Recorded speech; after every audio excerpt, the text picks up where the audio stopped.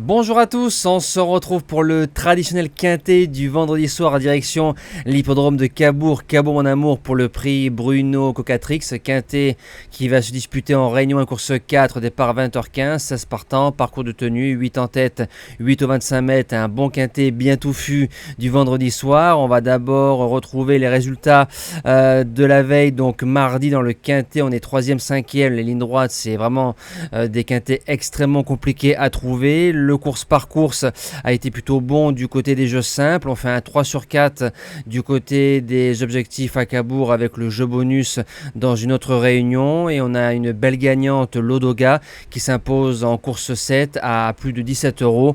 Donc ça fait plaisir. Donc c'est parti pour la sélection. J'ai tenté un truc en base gagnante. On n'oublie pas le combo like, partage. Je compte sur vous. Je mets le numéro 2, Emilio Piergi. Je m'explique. C'est un cheval qui fait les deux cordes, qui fait les deux parcours.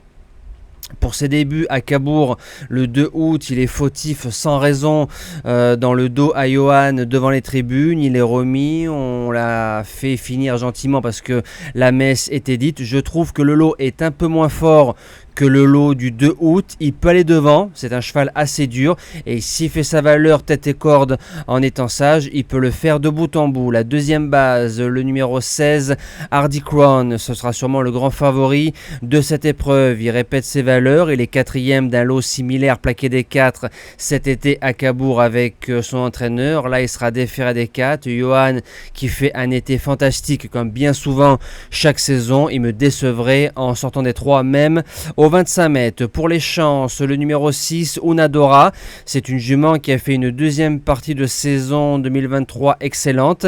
Elle a gagné prix de série en région parisienne. Maintenant, c'est une jument qui a 4 sur 5 à Cabourg et c'est sûrement le choix de Franck Nivard. Je fonce. En quatrième position, le numéro 14, Gaman Mahé.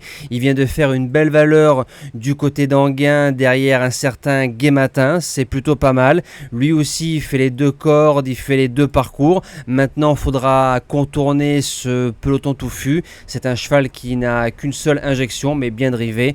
Il peut prendre une belle place.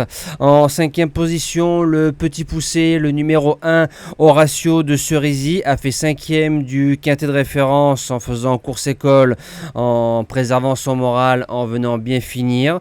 Donc le fameux quintet du 2 août, ce sera Blandin qui sera à la drive, mais c'est un cheval qu'il faut garder dans ses jeux, je vous le garantis. En sixième position, le numéro 11, Helios Somoli, qui se refait gentiment la cerise sur l'herbe et plus particulièrement dans les étapes du Trophée Vert.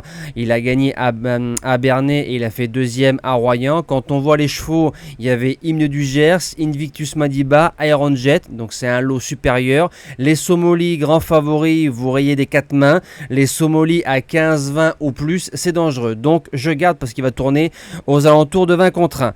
En 7e position, le numéro 9, Genet de Boitron. C'est un cheval qui a encore de beaux restes.